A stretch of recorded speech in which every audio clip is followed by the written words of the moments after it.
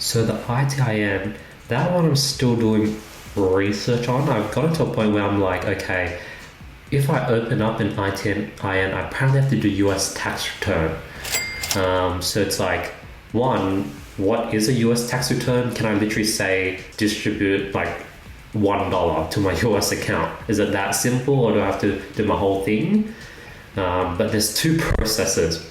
Option one, fill out the form, put it in an envelope, get my passport, put that in the envelope, and ship it to the United States. And just have it like sit there for months, and then they'll open it and they'll review my application and they'll give me an ITIN apparently. Or I could look for a US acceptance officer, someone from Australia. They have this license, they're a lawyer, where they can sort of verify your passport on your behalf or on the United States behalf.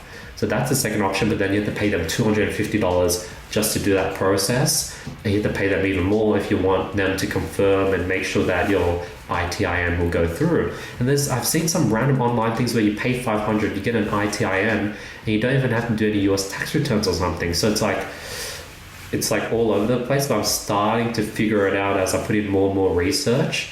And usually when there's like a big intimidating task like this, I usually just don't do it at all. But now I sort of break it up into just like research.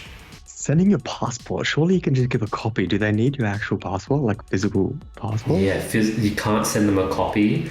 You can only send them a copy if you do it through the acceptant agent, but then you have to send them the passport, but it's in Australia, so you'll send it one day and you'll get it back this next 2 days or something. So it's less risky, but now you pay $250 just to get them to check it off.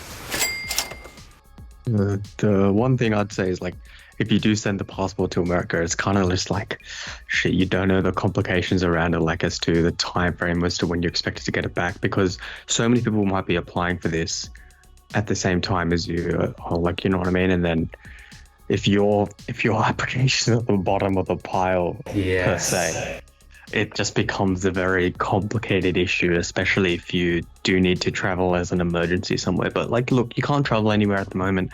It's not your primary form of identification. I understand sending it out, but yeah, definitely do a little bit more research, I guess. It's interesting though. Like, it's good to finally see the stepping stones getting larger and larger and going higher and higher.